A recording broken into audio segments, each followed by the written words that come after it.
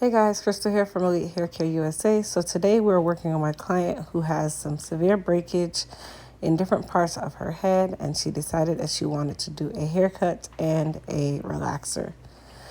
So I started off by using a mild relaxer on her hair. As you guys know, I don't really talk brands unless you're a professional, and I do not recommend relaxing your hair at home. I definitely say leave this to the professionals. Now, what I did was go through and do what we call a virgin relaxer. Virgin meaning she has not had a relaxer in a certain time frame, or she has over a certain length of hair in regards to her new growth. Now, I can only stress, please see a professional when it comes on time for any type of chemical service. Now her hair is fully relaxed, and we did do a rinse on her as well in the color of jet black, which is more like a blue black.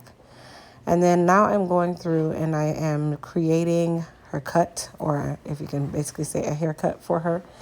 We are doing what we call a micro pixie. It's extremely short. And honestly, the hair that's being cut off is hair that is actually very split in regards to split ends. It's lifeless, it's limp. So in all actuality or reality, this haircut was more than suitable for what she is trying to do.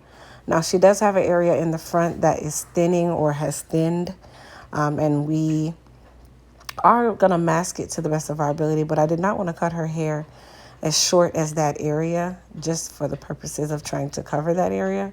I feel like that area would just grow in and would blend really, really well if her hair is cut in the right fashion and curled in the right fashion. Now, when it comes on to clients of her nature where they have an issue with an area not growing back, or that area being very, very stubborn, or maybe they have a lot of breakage all over, is it detrimental or harmful to the hair to do a chemical service? That's kind of a yes and no, because every situation is going to be different, and it really is the choice of the client. But of course, I always give my professional opinion. Now, how she came in is definitely not how she left, and she was not happy when she came in, and definitely wanted a hairstyle to suit her and her lifestyle, and something that was always going to blend in her trouble area that was bothering her the most. So, of course, a relaxer was best fitted for this, and a haircut was best fitted for this. Every situation is going to be different, you guys. Not every client needs a relaxer, but in her case, that was definitely the direction for us to go based on the kind of style that she wanted as well. Now, hair cutting, I also do not recommend trying to do your haircut at home. I would always say go to a professional. Even I, as a hairstylist who has a shortcut, I can maintain my shortcut, but when it is time for a full-on haircut, I do not do my own haircuts, okay? Dentists do not pull their own teeth, and I'm more than certain doctors do not do their own surgery. So same thing with hair and haircuts. I definitely recommend seeking professional help whenever it comes down to hair cutting and trimming.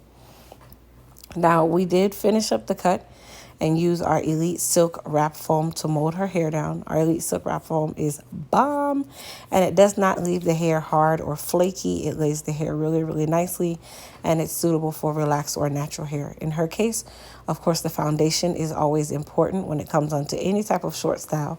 So you want to make sure that your foundation or your wrap or mold is movable so that you can get that hair to lay really, really nicely. If you guys can tell, her relaxer came out great, and the mold itself was amazing. Of course, our wrap foam is amazing, but Okay, so for the mold itself, because we are doing a micro pixie, we were trying our hardest, of course, to not add any lines to the hair. And this is going to be the time where you kind of want to carve out how you're going to style the hair. So that is the reason why I was bringing everything forward, because I knew that I wanted to mask an area in the front that was the trouble area. And if I moved the hair to any other direction, I would probably work a little bit harder than I actually wanted to work. Got to work smarter, not harder. Not harder than I wanted to work, but harder than I needed to work. Now, the papers that I'm using are just end papers. I'm using those to lay down the nape of the neck. and also the sideburns. This is also going to keep the hair in a nice position so that it can dry without me somewhat disturbing the mold using those wrap strips that they sell in the store. I use those from time to time, but this method actually works really well, especially when the client has a relaxer. So now she is 100% dry. And all we're going to do is first start off by going and tapering her hairline. At this point in time, this is when we always ask our client, do you want a square head or a square hairline, a rounded hairline? Some people want a pointed hairline. So it's really up to the client. Of course, she said she wanted a square. So we went ahead and gave her that using our Babyliss Gold FX trimmers. I got tongue-tied. And if you guys want to take note, that hair is all shiny and pretty, and I have not put any product on her hair outside of the wrap foam. So the Elite Silk Wrap Foam is definitely a recommendation for anyone with a short style, or maybe if you're even doing a twist out, I definitely say yes to some. So now I'm adding a little bit of our Frizz Tamer and Shine Serum to her hair. This is going to serve, like I said, in all of my videos, as our heat protectant and also glossifier for her hair as I use my thermal iron or curling iron or flat iron. Now, I always curl towards the face, but of course, everyone's different. Some people prefer the Marcells. Some people prefer the flat iron. Some people prefer the barrel iron. It is all in preference of who is using the tool. There's no right or wrong way to do this. You work whichever way works best for you. I like my flat iron. The iron that I'm using in this video is the H2 Pro 3/10 of an inch micro flat iron. I do have a link in the description box for this iron as well. The iron itself is not sold by me. It is actually sold by a company by the name of H2 Pro. And I actually really do like their flat irons, especially the smaller ones.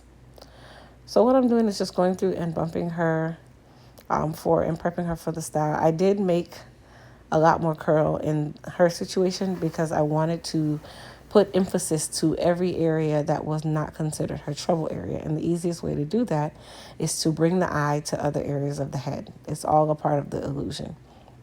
Okay. So for the curl style or the curl portion of the style, if your hair is as short as hers, I definitely recommend getting at least nothing larger than a 1/2 inch iron. That's definitely something you want to keep in your arsenal.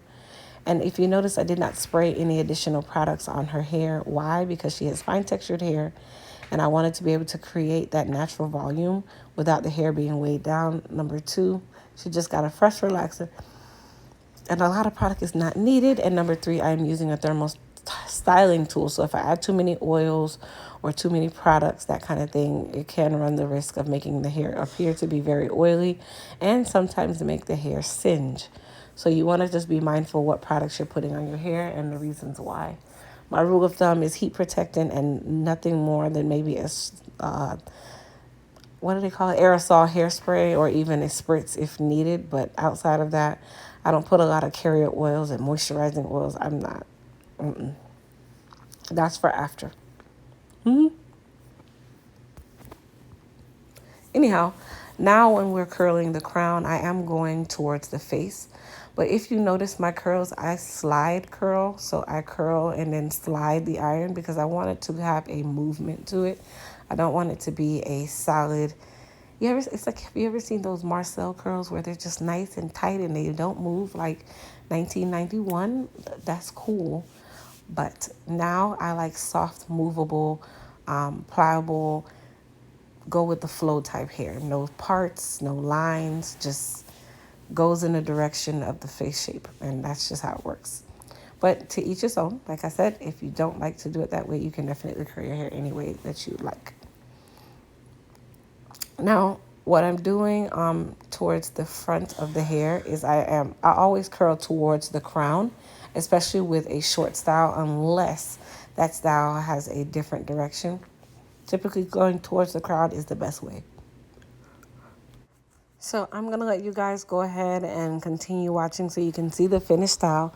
Please don't forget to thumbs up this video. Please don't also forget to comment and tell me guys what you think. I always like to hear your opinions, and of course it tells me a lot about my work. Also, if you have not been following me on Instagram or TikTok, please go to Elite Hair Care USA. My YouTube and handle name is exactly the same across the board for all of my social media. And I hope you guys enjoyed this video once again. Thanks for watching.